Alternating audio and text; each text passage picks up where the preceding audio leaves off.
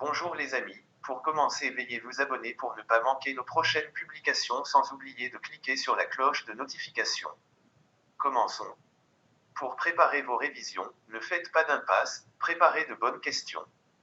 Tout cela, les enseignants vous le répètent, mais concrètement, comment s'y prendre? Certains n'arrivent pas à se mettre au travail et repoussent sans cesse le moment d'attaquer. D'autres sont paniqués à l'idée des tonnes de cours qu'il faut revoir et ne savent pas par quoi commencer. D'autres encore se lancent sans méthode dans des révisions. Pour ne pas tomber dans ces difficultés, suivez nos conseils dans l'ordre. 1. Préparez à l'avance vos supports de révision. Les mémentos, les résumés, les schémas de bonne qualité qui se rapportent à chaque cours et vous permettront de bien comprendre et d'apprendre vite. Faites un dossier complet par cours avec les notes, fiches, exercices, et ordonnez vos dossiers. Ce travail de rangement matériel va vous aider à ordonner les connaissances dans votre tête et vous mettre en paix. Car le cerveau est performant quand il y a de l'ordre.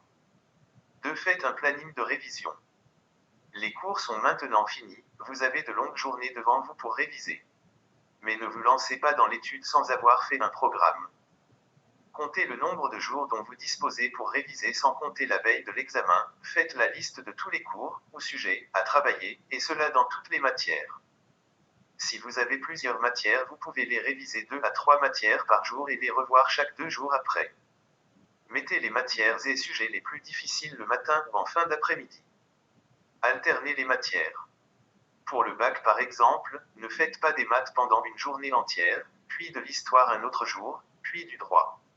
Mais chaque jour, intercalez un chapitre de maths, une d'histoire, un de droit, vous perdrez moins de temps sur chaque matière et vous garderez plus facilement en mémoire les différentes matières. Si vous ne passez qu'une matière, intercalez le cours, les exercices, les lectures de textes, etc. Passez plus de temps sur les disciplines à gros coefficients. Faites un planning précis heure par heure ou mieux, demi-heure par demi-heure, en fixant d'emblée l'heure à laquelle vous démarrez le matin et celle à laquelle vous arrêtez le soir, pas plus tard que 23 heures. Le travail pendant les journées de révision. Révision d'examen, comment bien s'organiser?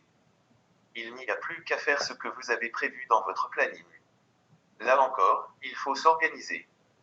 Choisissez un lieu calme propice au travail et faites toutes vos révisions pour ne pas perdre de temps à déménager vos affaires d'un lieu à un autre. Si des amis proposent des révisions communes, assurez-vous qu'ils ont bien l'intention de travailler. Mettez-vous au travail à l'heure fixe le matin, pas trop tard si possible, vers 8h ou 9h, et arrêtez le soir aussi à l'heure fixe, pas trop tard. Faites des nuits de sommeil de 7 heures au moins. Veillez à rester concentré, en vous mettant à votre bureau, éteignez votre portable pour ne pas être dérangé. Ne passez pas trop de temps sur un sujet car on ne peut se concentrer efficacement plus de 40 à 50 minutes. Toutes les 50 minutes, faites donc une petite pause de 5 minutes, aérez-vous, levez-vous, allez boire un verre d'eau, écoutez un peu de musique, et remettez-vous au boulot, votre concentration sera à nouveau bonne. Si vous rêvassez, changez de sujet pour ne pas perdre de temps. La veille, détendez-vous. Ne cherchez pas à tout revoir en quelques heures, c'est impossible et cela ne servira qu'à vous angoisser. Détendez-vous, préparez vos affaires pour le lendemain et couchez-vous à l'heure raisonnable, ni trop tôt ni trop tard. Si vous avez fait tout cela, vous avez de très bonnes chances de réussir votre examen. Bonne révision. N'oubliez pas de vous abonner et de cliquer sur la cloche de notification pour ne pas manquer nos prochaines publications.